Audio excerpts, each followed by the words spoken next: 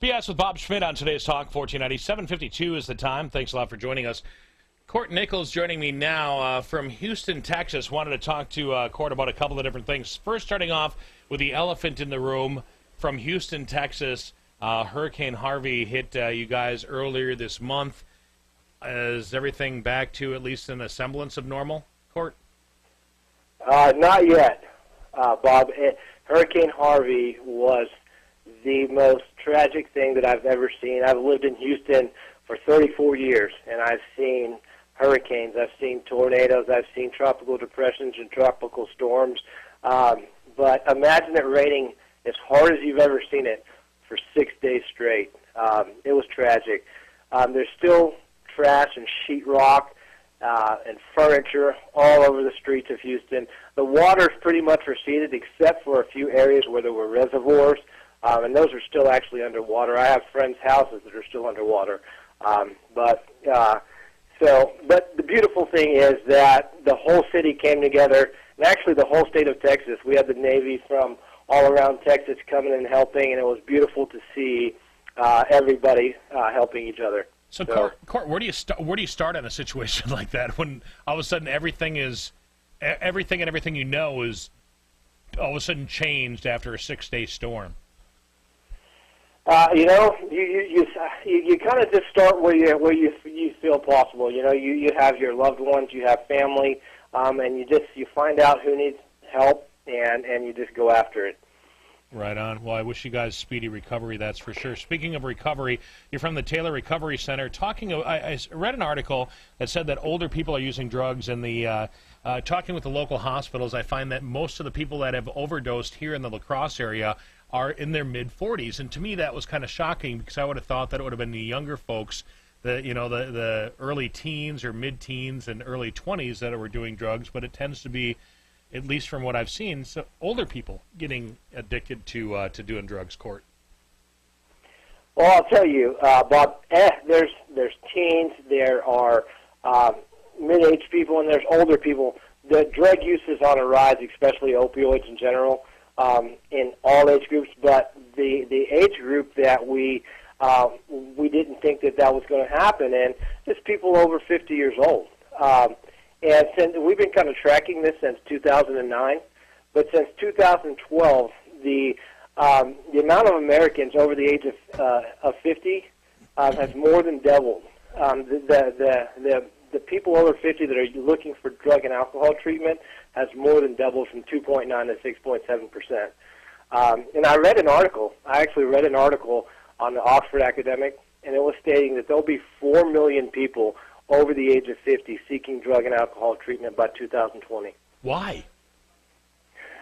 You know, that's a good question. So at Taylor Recovery Center, we have 70 beds, right? And normally those beds would be used for people that were between 20 to 28. I have 17 beds right now that are there's people from 48 to 65 using those beds.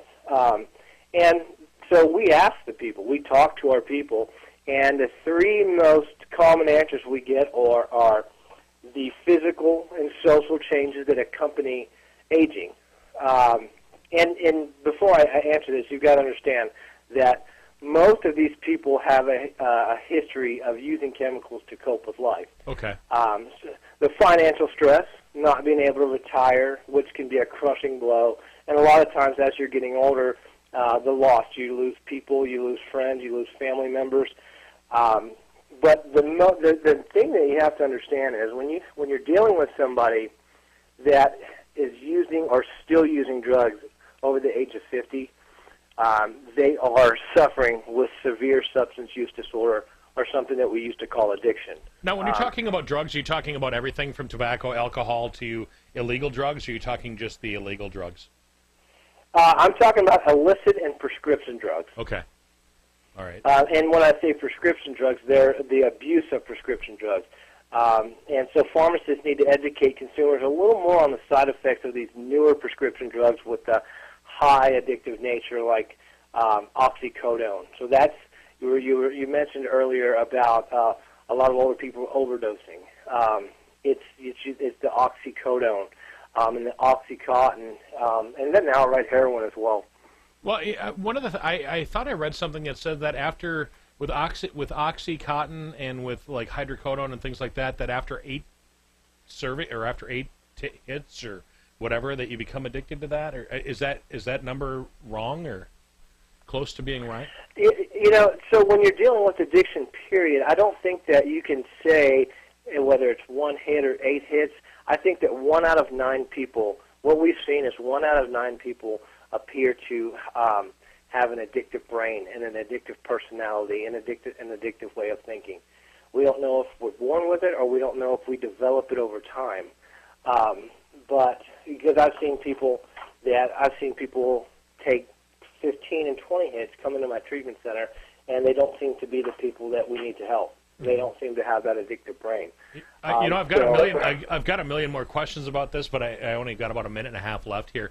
But so, recidivism rate when people go through treatment, how often are people clean from that point on? Do most people falter after they go through treatment?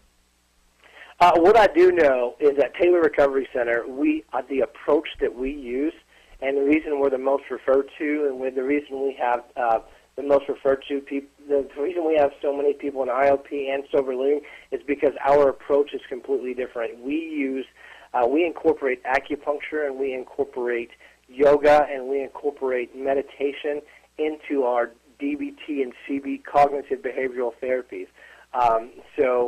We also incorporate the psychiatric part, where we have a medical director. So there's no really way to know what the whole recidivism rate is, but as far as Taylor Recovery Center, the approach that we have seems to have one of the best success rates we've ever seen. Nichols joining us this morning here on Today's Talk 1490 from the Taylor Recovery Center. How do we find out more information about you guys? And also, I want to call you again one of these days, but how do we find out more info? www.taylorrecovery.com. You can go to our website. You can see our approach. You can take a virtual tour.